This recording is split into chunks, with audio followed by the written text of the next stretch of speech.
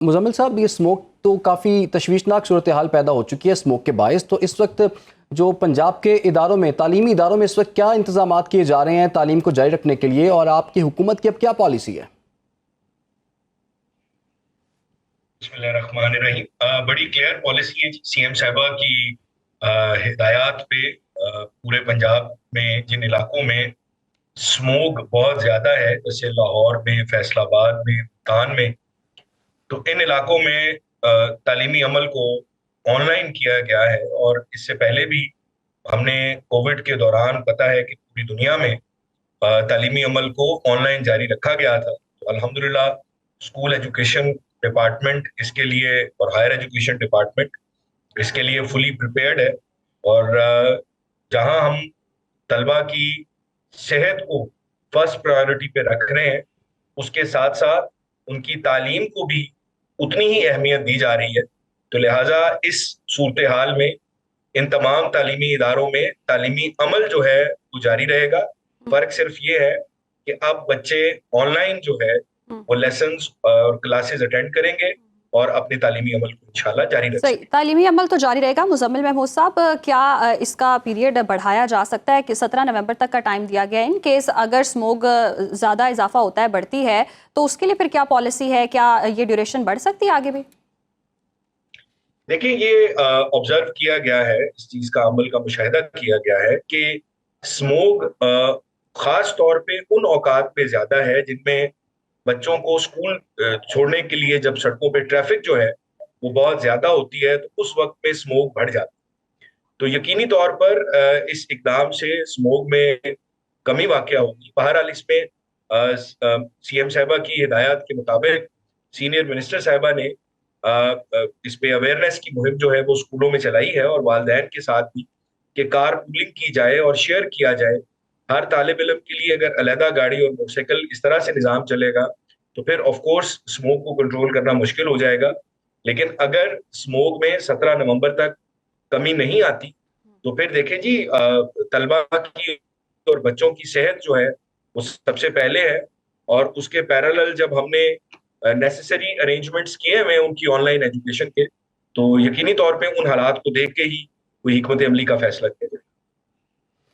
ये मुजम्मिल साहब, आपने बिल्कुल ठीक कहा कि ट्रैफिक की जो पोल्यूशन है वो सबसे ज़्यादा कंट्रीब्यूट करती है स्मोक के हवाले से, लेकिन सनतों की भी कुछ पोल्यूशन है इसके साथ साथ, भट्टों के हवाले से भी जो कहा जा रहा है। तो गवर्नमेंट ओवरऑल इस पे काम क्या कर रही है कि इसको कम किया जा सके? क्योंकि स्मोक अभी तक जो कहा जा रहा है कि वो जनवरी के एंड तक बरकरार रहेगी, तो तब तक क्या फिर हिकमत अमली होनी चाहिए हमारी? जी, ये पहली हुकूमत है पंजाब की जब से स्मोक का ये फिनोमेना सामने आया कि जिसने वे बिफोर टाइम इस पे मीटिंग्स की, इस पे हिकमत अमली बनाना शुरू की और इस सिलसिले में आगाही पैदा करना शुरू की। और भट्टों पे जहां कहीं भी इस तरह की सूरत हाल है उनको बिल्कुल बंद किया गया, और जो लोग इस तरह की एक्टिविटीज में इन्वॉल्व हैं उनके अगेंस्ट कानूनी कार्रवाई भी की गई। और इस सिलसिले में हुकूमत पंजाब हर सूरत अपना किरदार अदा कर रही है।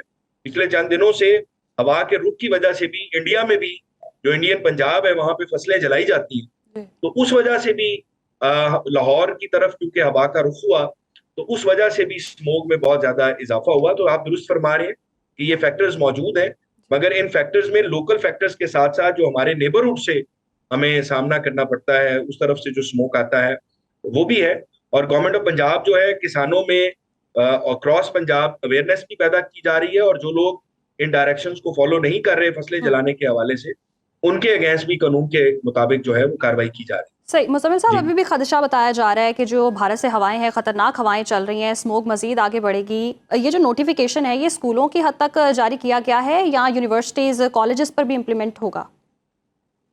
जी, ये हायर सेकेंडरी लेवल तक है, हम्म। जिसका मतलब है कि क्लास 12वीं जमात तक के बच्चों के लिए ये है। और प्राइवेट इदारों में अभी जेर गौर है, इंशाल्लाह अभी इसका भी नोटिफिकेशन आ जाएगा कुछ देर में, तो फिर बात ये कंफर्म हो जाएगी कि 50% जो है वो अटेंडेंस को इंश्योर किया जाए।